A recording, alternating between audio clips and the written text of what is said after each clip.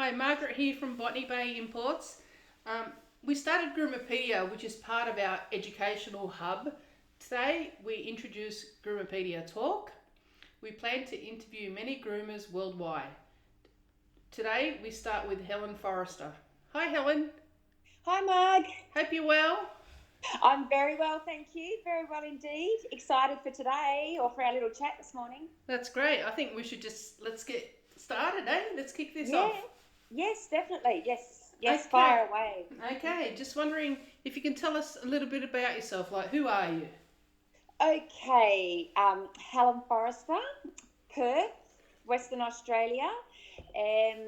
At the ripe old age of 53, grooming strong still.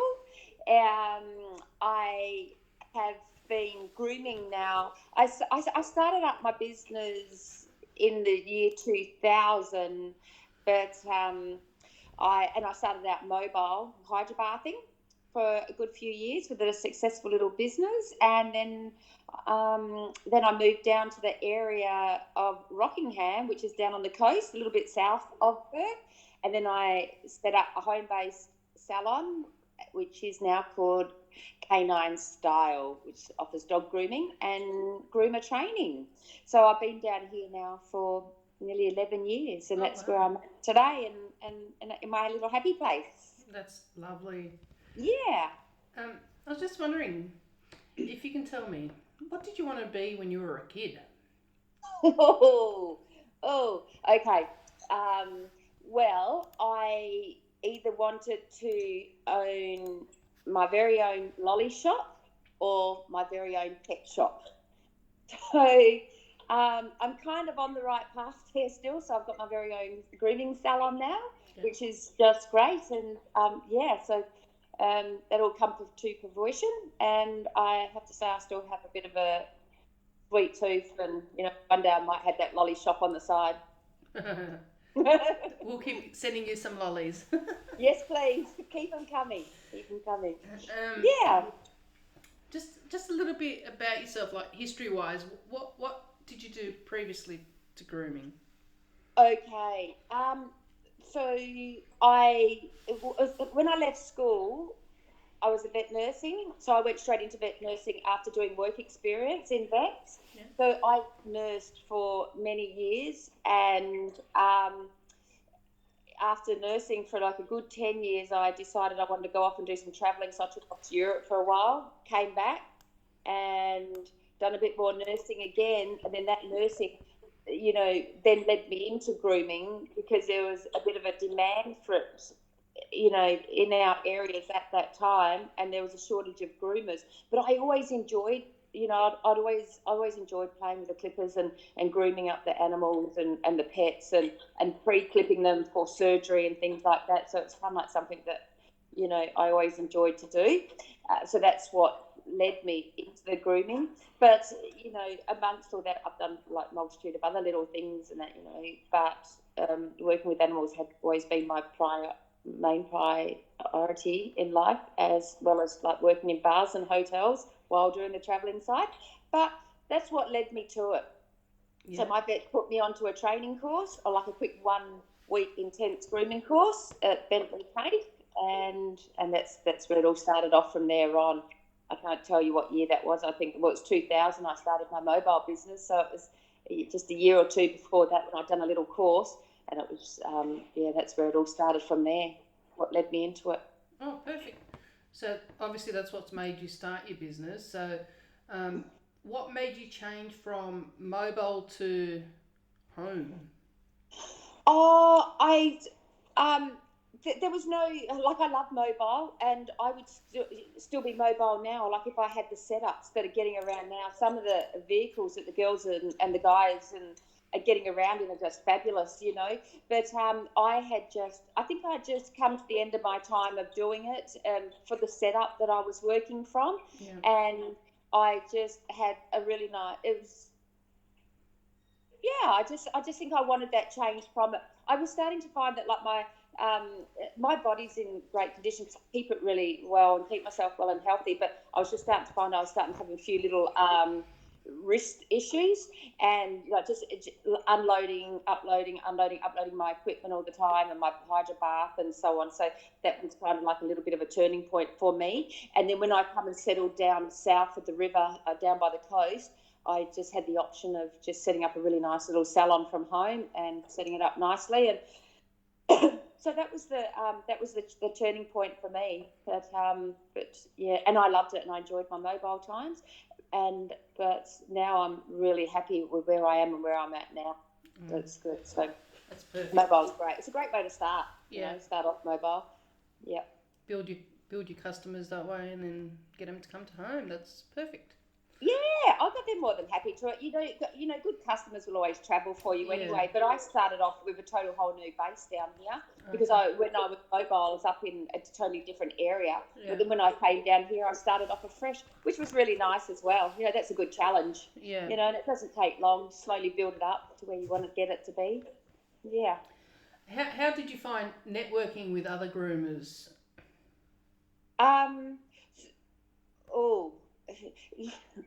Yeah, that took a little bit. That was yeah. You know, a lot of people were kind of like quite closed shop in the beginning, like in the early 2000s. Like a lot of people tend to stick to themselves, and there was only like a few kind of like personal friends who I'd made who broke into the hydrobathing as well. So we would all socialise and network, and then there was just one or two other groomers around. We started to get a bit of a group together. But yeah, that did take a little while. But then when I moved down to this area and grooming became bigger and there was more people about, it was great. So we started off groups and got groups in, and it wasn't too bad. It just took a while to get people to come out and want to be a part and to share what they've got. And, you know, there's always that kind of threat kind of thing that, oh, someone's going to take my business, or, you know, you don't want to, but which is silly, you know, because I tend to always think like, competition's great. It shouldn't be a threat because, you know, it makes you lift your game, makes you work harder, try harder, improve, and, you know, put out better service, which we owe to our customers and to ourselves. Yeah. But we've got some great groups here now. We've got some fabulous groups, and I just find our industry, you know, it's really good for networking and socialising and being really supportive. It's good. It's really good now. It's perfect. So what made you attend seminars? I needed to learn more. I just needed more, because I had started out quite basically with a little course.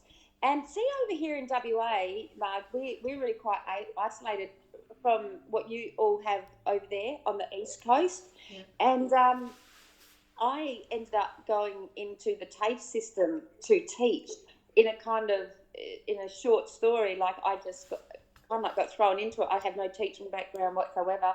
And a lecturer was needed at the TAFE. I'd actually signed up myself to go and complete a certificate because I wanted something to put on my wall.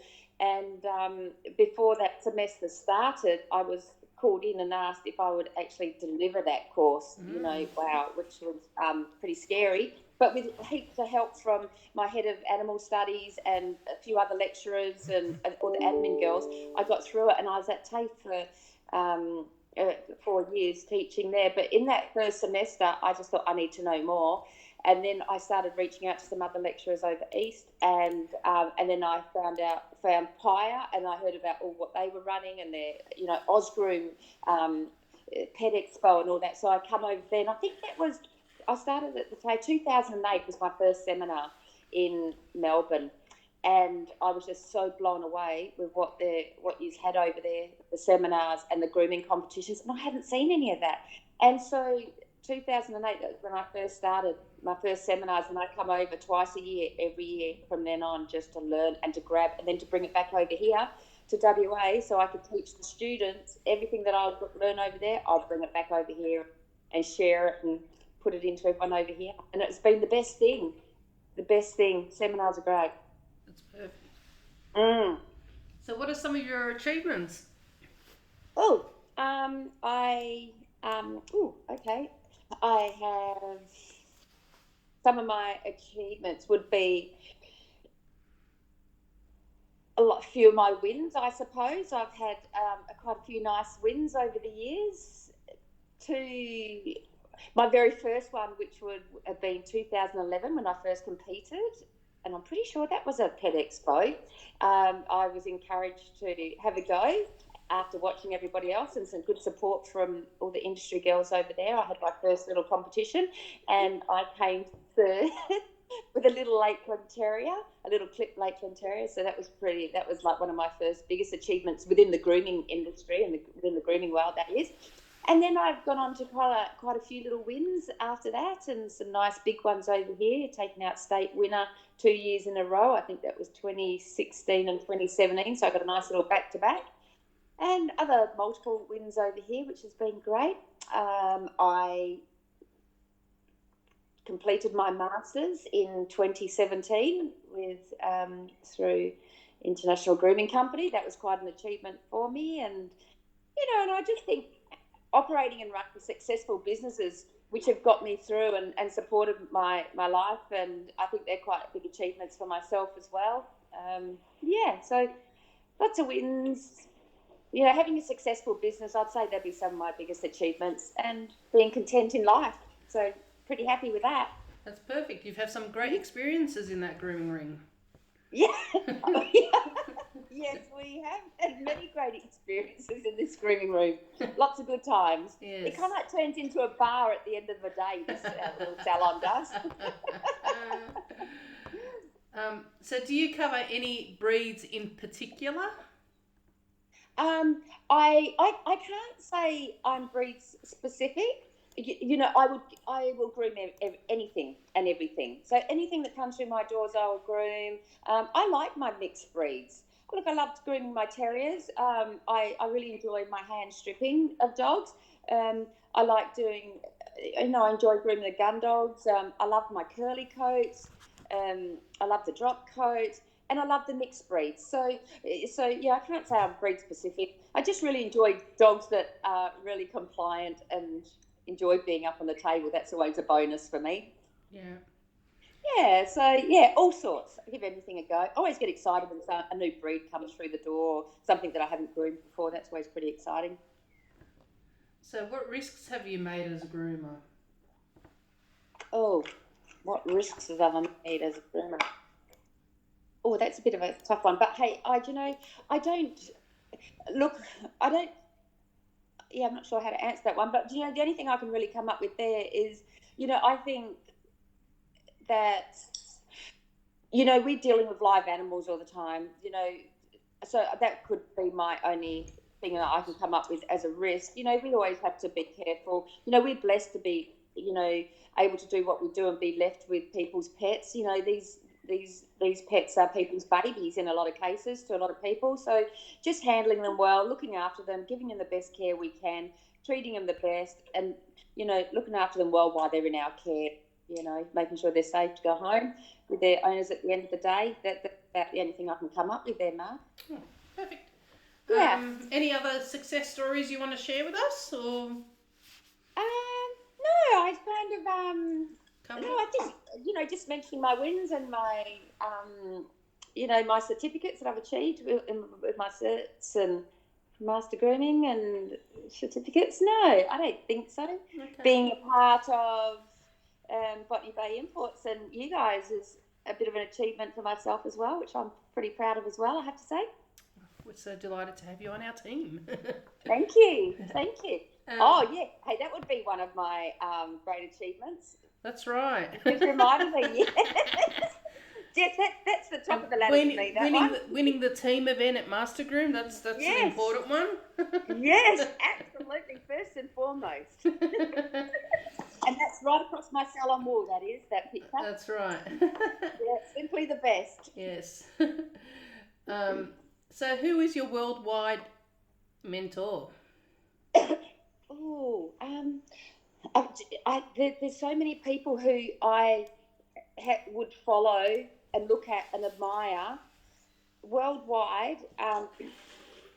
Two people that come to the top of my head would be, I think for myself, Jodie Murphy was quite an influence for me, because when I might have started my business in 2000, but it wasn't until 2008 that I really started stepping up and, really taking the grooming into my hands. Yeah. And so I just followed her then, and like, she was a big influence with all her instructional DVDs and support. I just thought that Jodie Murphy was just wonderful because she's such a humble and gifted and talented and beautiful person that's easy to listen to and easy to take instruction from, and her guidance was fabulous.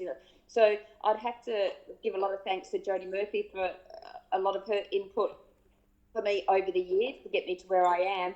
And, see our very own Vanessa Parsons, she's somebody who, like, from day dot has just always had open arms for me, like, coming in to industry. And I've always felt, because I've been a bit older, like, things are expected from you, but she's just greeted me and always helped me along the way. She's always been on the end of the phone, at the end of a message. Yeah. Nothing is too hard for her. She's always encouraged me, supported me, and she's just so sharing and also so humble and gifted in what she does. And so Vanessa has also been a really big influence in my life and has driven me, to believe that I can do whatever it is I want to do. So I would say, amongst many others, our very own, Oster, also, or who was then, Chris Polowski and Judy Hudson, they've also been great people, influences. But, I'd have to really top those two girls up as two of my top, Jodie and Vanessa, and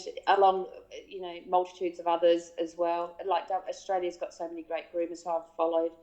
I could name many of them off, but yeah. they're all out there. Yeah, We'd be on here for hours if we named them all. Absolutely, we would. They all know who they are. That's right. They all do a great job. That's right, they do. So just the last question. Do you have any tips for groomers who are beginning, who are starting out? Yes, I do. I would say, attend seminars, attend grooming competitions and watch. Network with your fellow colleagues and groomers and hydrobath operators within your area. Get out there, meet people, your distributors, your wholesalers, go and meet them, go and see them. And, join groups that are positive. But just socialise and network and upskill all the time, even if it's meeting with breeders as well. Just grab all the knowledge that you can, and we owe it to our clients to be the best that we can be, to deliver the best service we can, and we also owe that to ourselves as well. I'd also say, keep yourself well and healthy. Always buy good equipment. Get the equipment that can keep you grooming forever. And to keep yourself well, look after your bodies and keep yourself healthy, and and enjoy what you do. Love it. Step back every now and again and just rehash what you're doing and look over yourself. But just enjoy what you're doing, because this is a fabulous career. It's a great industry that we're, are blessed to be a part of, and it's a great career, and it's just wonderful. But that's a few things there that I can just say. Okay. Thanks for your time today, Helen. Yeah, absolutely. Anytime. I look forward to hearing all the other speakers coming on. Yeah, we hope everyone's enjoying this listen to our first GroomApedia episode 001 with Helen Forester from WA and Botany Bay Imports. Excellent. Thank you so much, Mark. Thanks for having me. Thanks, Helen. No worries. Bye. Bye.